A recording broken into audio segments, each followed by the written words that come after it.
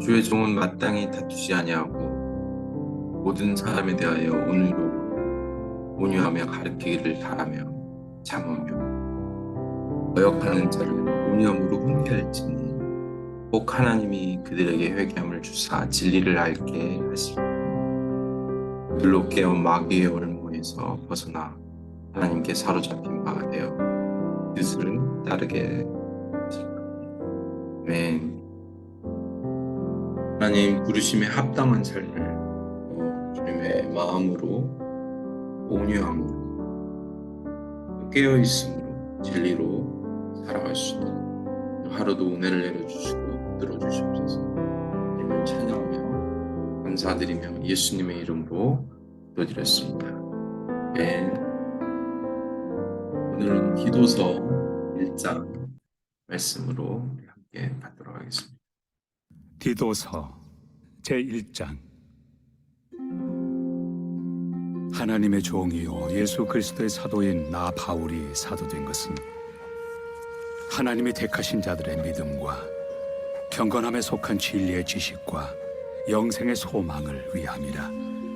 이 영생은 거짓이 없으신 하나님이 영원 전부터 약속하신 것인데 자기 때에 자기의 말씀을 전도로 나타내셨으니 이 전도는 우리 구주 하나님이 명하신 대로 내게 맡기신 것이라. 같은 믿음을 따라 나의 참 아들 된 디도에게 편지하노니 하나님 아버지와 그리스도 예수 우리 구주로부터 은혜와 평강이 내게 있을지어다.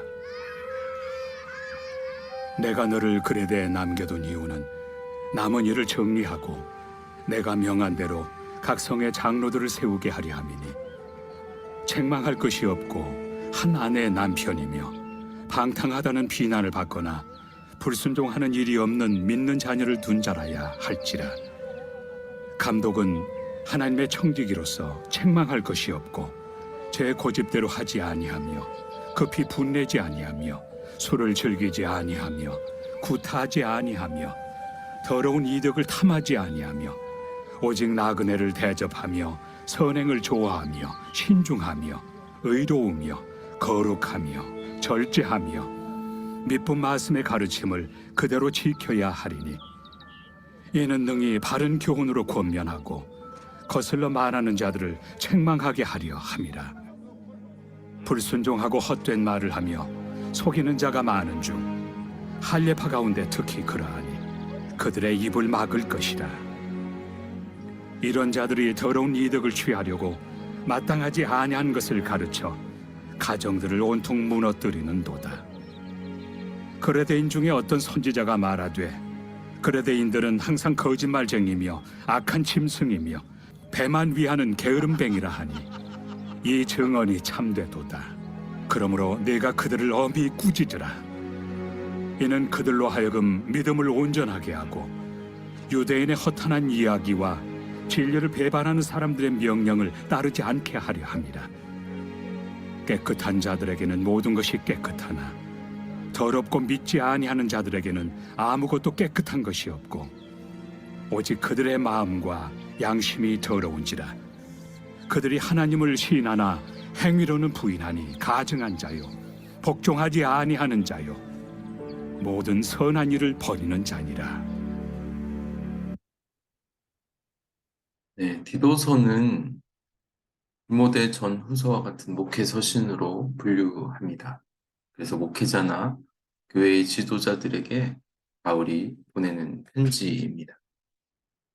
바울은 로마에서 1차 투오크 석방된 후에 디도와 함께 그레데에서 전도하며 또 다음 목적지를 떠날 때 디도에게 그레데에 남게 합니다. 바울 자신이 하지 못한 일을 부탁하며 떠나게 됩니다. 이후 마게도니아에 도착한 바울은 디도에게 왜 디도를 그레데에게 잔류하게 해야 됐는지 오늘 본문에서 임무와 목회의 지침을 가르쳐 주고 있습니다. 교회 리더로서 교회의 조직을 잘 세워 나가야 하는 그 내용을 오늘 편지를 통해 바울이 보내고 있습니다.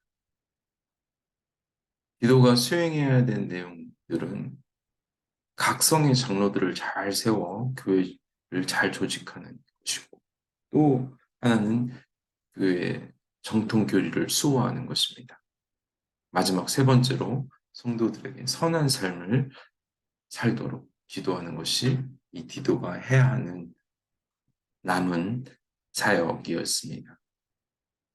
1절에 보면 바울은 자신을 하나님의 종이라고, 이 둘로스라는 이 말은 노예로 해석될 수 있지만 그 당시 왕의 신하로 고위 계급에게도 사용한 말입니다. 구약에서도 뭐 선지자 아니면 일꾼을 둘로스로 사용했기 때문에 우리는 바울이 하나님의 사도, 종으로 오늘 둘루스라는 말을 사용했다고 볼 수 있습니다. 보통 다른 서신서에는 바울이 예수 그리스도의 종이라고 했지만 오늘 본문에만, 디도서에만 하나님의 종으로 설명하고 있습니다. 그래서 3절에 보면 자기의 때, 하나님의 때의 말씀을 전도로 나타냈다고 하죠. 이 크로노스의 시간이 아니라 카이로스의 시간, 우리 때가 참회라는 그 말이 있죠. 하나님의 계획 가운데 예수 그리스도를 이 땅에 보내시고 그 예수 그리스도의 사역을, 구원 사역을, 십자가와 부활의 사건을 전하는 것들이 바로 사도들의 사역이었습니다. 그것이 바로 전도, 사도들에게 맡겨진 일의 권위와 명령이 바로 복음 전도라는 것입니다. 5절에 보면 이제 구체적으로 바울이 이야기하죠. 부족한 일들과 교회 지도자를 잘 세우는 것이 기도의 남은 사역입니다. 그래서 결국 교회를 세운다는 말은 사람을 잘 세우는다는 말로 같이 사용할 수 있습니다. 그래서 자격 요건을 6절에서 9절로 바울이 구체적으로 이야기하고 있죠. 이런 내용을 모아서 디도가 섬기고 있는 교회가 좀 미성숙한 모습을 갖고 있음을 알 수 있습니다. 가정을 이루고 아내를 사랑하고 집중하는 일은 리더로서, 장로로서 중요한 일이죠. 삶이 방탕하거나 또 불순종한다는 것은 교회 리더로서 자격이 없다는 말을 반증하고 있습니다. 너무나 기본적인 이야기지만 장로로 세워지고 나면 문제들은 달라집니다. 결국 다시 말해서 어떤 자를 세워야 하는 문제보다는 세워진 리더들, 장로들을 어떻게 가르치고 인도해야 하는지가 더 문제라는 것입니다. 또 세워진 자들은 자신들이 넘어지지 않게 조심하고 경건을 위해 계속 힘써야 한다는 말. 거룩과 절제는 또 훈련되어지는 것은 힘써 노력하지 않으면 그것을 삶으로 살아낼 수 있다는 그런 교훈을 하고 있습니다. 결국 제자는 자신의 삶을 보이는 사람들이죠. 선생들은 살지 않아도 돼요. 옳은 말만 하고 도움만 주면 되죠. 그러나 제자들은 자신의 삶으로 그 영향력이 흘러가야 하기 때문에 제자로 세워진다는 것은 또 교회 리더로 장로로 세워질 때 너무나도 중요한 이야기. 그래서 오늘도 우리의 삶을 돌아보면 하나님이 우리를 각자의 자리에서 세워주셨죠.